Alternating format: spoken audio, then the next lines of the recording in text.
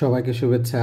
আমরা আগস্ট মাসে জুলাই মাসের এগ্রিকালচার নিয়ে কথা বলবো। আমরা আসলে দেশের সার্বিক পরিস্থিতি বিবেচনা করে আপনার কাছে অনেকের কাছে উইয়ার্ড মনে হতে পারে যে আমরা আসলে এই আলোচনাগুলো কেন করছি। আমার কাজ হচ্ছে আপনাদেরকে এগ্রিকালচার সংক্রান্ত তথ্য দেওয়া। আমি সেই কাজটাই করে যাচ্ছি। আপনারা চাইলে এটা শুনতে পারেন। আরেকটা কথা, আমাদের লাস্ট ক্লাসে লাস্ট রেকর্ডে অনেকেই আমাকে কমেন্ট করেছিল যে আমি শুধুমাত্র আপনাদেরকে প্রশ্ন বলে দিই, উত্তরগুলো বলে দিই না।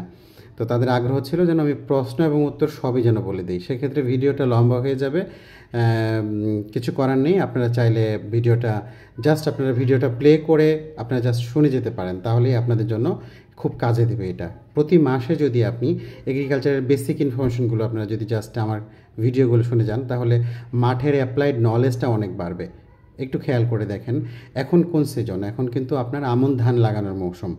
এখন আমন ধান লাগানোর মৌসুম। এখন যারা ধান লাগাইতে যাচ্ছে তাদের কিন্তু কয়েক রকমের ক্রাইসিস আছে। একটা ক্রাইসিস হচ্ছে, অনেক জায়গাতেই আপনার গত এক মাস প্রায় টানা বৃষ্টি হয়নি। এক মাস টানা বৃষ্টি না হওয়ার কারণে অনেক জায়গাতেই আপনার ধান চাইলেও লাগানো যাচ্ছে না। আর অনেক জায়গাতে আপনার বন্যার পানি উঠে আছে, সেখানে কিন্তু আপনার চাইলেও তারা এই ধান লাগাইতে পারছে না, কারণ পানি এখনও সরে যায়নি। তাহলে দুই রকম প্রবলেম।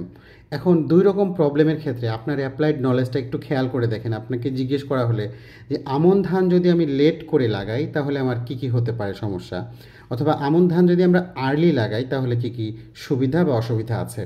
খেয়াল করে দেখেন, এখন যে আমন ধানটা লাগানো হচ্ছে, এই আমন ধানটা যদি লেট করে লাগান, কারণ আপনার বন্যার পানি কিংবা আপনার জমিতে এখন পানি নাই, খরার কারণে আপনি লাগাইতে পারছেন না, তাহলে কি করতে হবে? আপনি যদি আমন ধান এখন লেট হয়ে যায়, তাহলে পরবর্তীতে আমন ধান কেটে আপনি যে সরিষা লাগাইতে চাইছিলেন সেটা কিন্তু হয়তোবা লাগানোর সুযোগ থাকবে না, কারণ সরিষাটা খুবই শর্ট ডিউরেশন ক্রপ। আমন লেট হয়ে গেলে তখন সরিষা এবং বোরোর আগে খুব কম সময় থাকে। আবার অনেকে যারা আপনার আলু লাগাবে কিংবা পেঁয়াজ লাগাবে, যেটা হচ্ছে আপনার নেক্সট রবি ক্রপ, যেটা আর্লি নভেম্বরের দিকে বা আরও আগেই তারা লাগায় ফেলে, সেক্ষেত্রে কিন্তু তারা আপনার আমন ধান লেট হয়ে গেলে তারা কিন্তু আর সেটা চাষ করতে পারবেন না।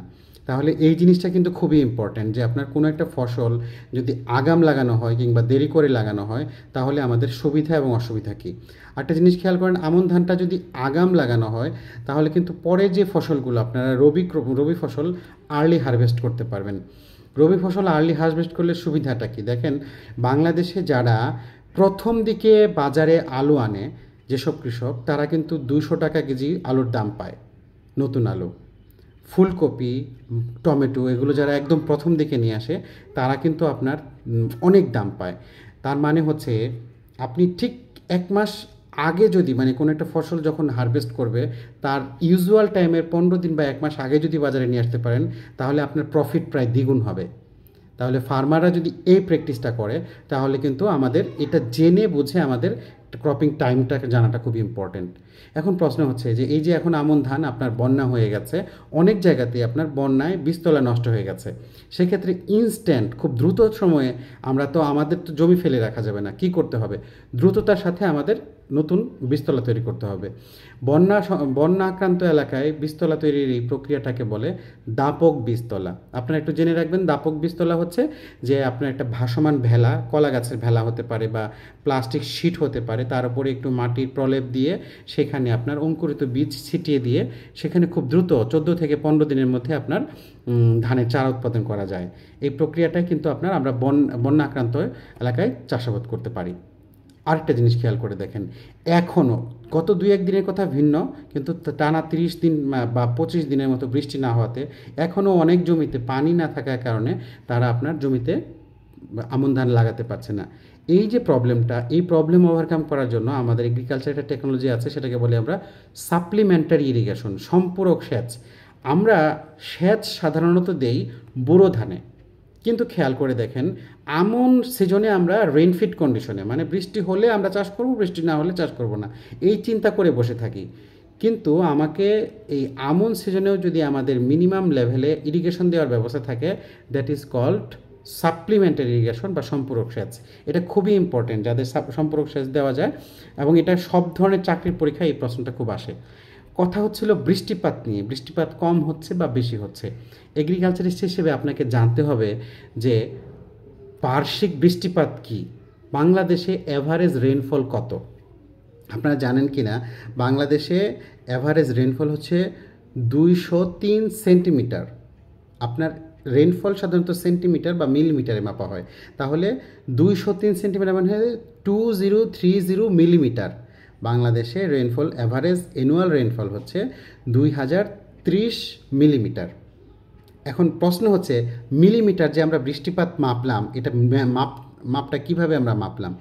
আপনি যদি 1 স্কয়ার মিটারে খেয়াল করে দেখেন, 1 স্কয়ার মিটারে যদি বৃষ্টিটা পরিমাপ করেন, ধরেন যে আজকে সারাদিন বৃষ্টি হলো, আমি 1 স্কয়ার মিটার জায়গার মধ্যে দেখা গেল 1 মিলিমিটার বৃষ্টি হয়েছে, তাহলে আমি বলবো 1 মিলিমিটার আমাদের আজকে সারাদিনের রেনফল। অথবা যদি 10 মিলিমিটার উচ্চতা হয়ে থাকে পানির উচ্চতাটা, তাহলে 10 মিলিমিটার। খুব সহজভাবে রেন গ্যাজ দিয়ে এই বৃষ্টিপাত পরিমাপ করা হয়।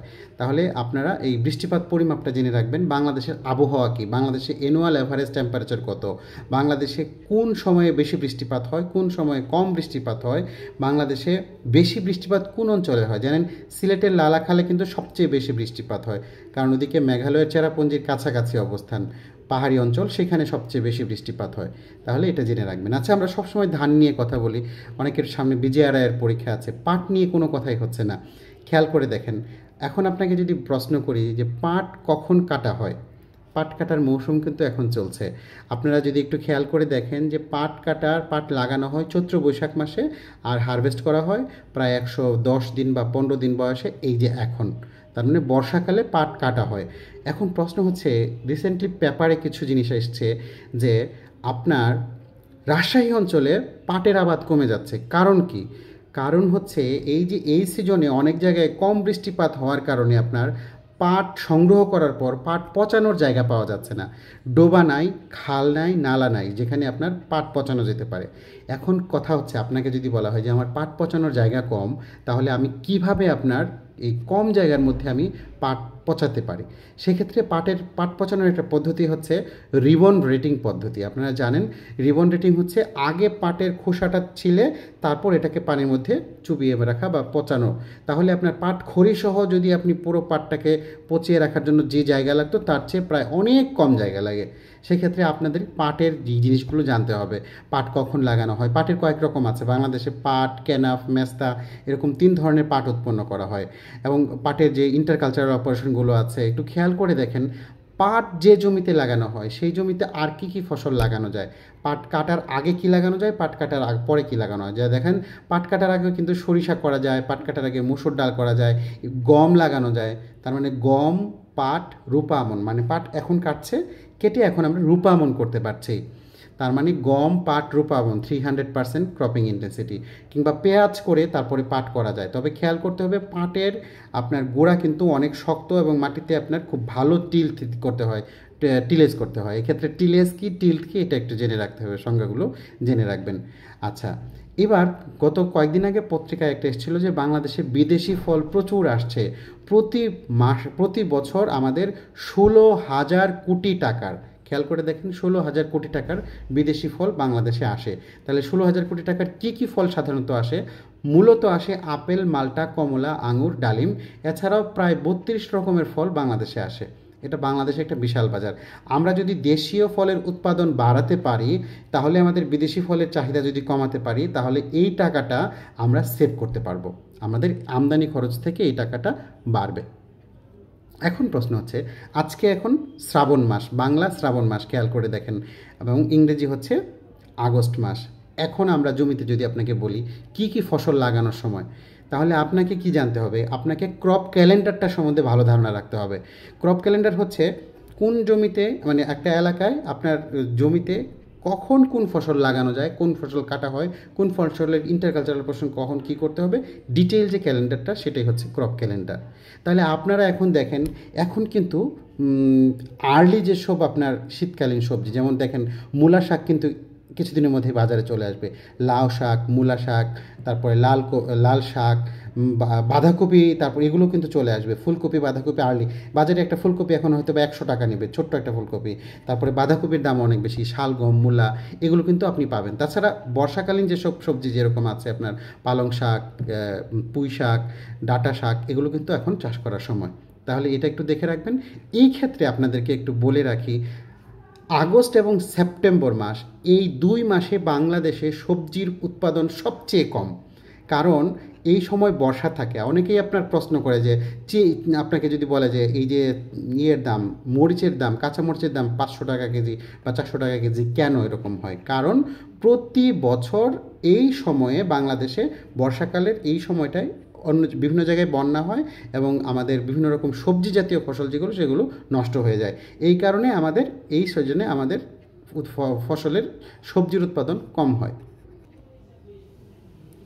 আরেকটা জিনিস খেয়াল করে দেখেন, আমাদের এই মাসে কিন্তু আপনার বর্ষাকালে কিন্তু বাংলাদেশে সবচেয়ে আপনার গাছ লাগানোর মৌসুম, বৃক্ষরোপণ অভিযান চলে। এই মাসটাকে আমরা বর্ষাকালের এই মাসটাকে আমরা বৃক্ষরোপণ অভিযান আমরা করি। প্রতি বছর কিন্তু একটা প্রতিপাদ্য থাকে। এই বছরের প্রতিপাদ্য হচ্ছে বৃক্ষ দিয়ে সাজায় দেশ, সমৃদ্ধ করি বাংলাদেশ। আপনারা মেলায় যাবেন, মেলায় গেলে আপনি নানান রকম গাছ দেখতে পারবেন, নানান রকম স্টলে নানান রকম লিফলেট পাবেন, গাছের পরিচর্যা কী। আপনি বিভিন্ন রকম দেশি গাছ, আপনাকে যদি বলা হয় যে 5টি দেশীয় আপনার ফল গাছের নাম বলুন, 5টি বিলুপ্তপ্রায় ফল গাছের নাম বলুন, 5টি মেডিসিনাল প্লান্টের নাম বলুন, আপনার এগুলো জেনে ফেলতে হবে এবং শিখে ফেলতে হবে। এবং আমরা খুব সহজ জিনিসগুলোই ভুল করি। ভাইবা বলুন, ব্রিটেন পরীক্ষা বলুন, আমরা খুব দ্রুততার সাথে মনে করতে পারি না।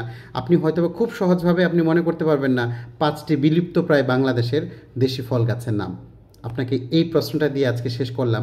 আপনি একবার ভেবে বলুন, ভেবে দেখুন যে আপনি 5টি বিলুপ্তপ্রায় দেশি ফল গাছের নাম জানেন কি না। তো আমরা পরবর্তী ক্লাসে আবারই আসবো। আপনাদের যে কোনো কমেন্ট আমাদের জানাবেন।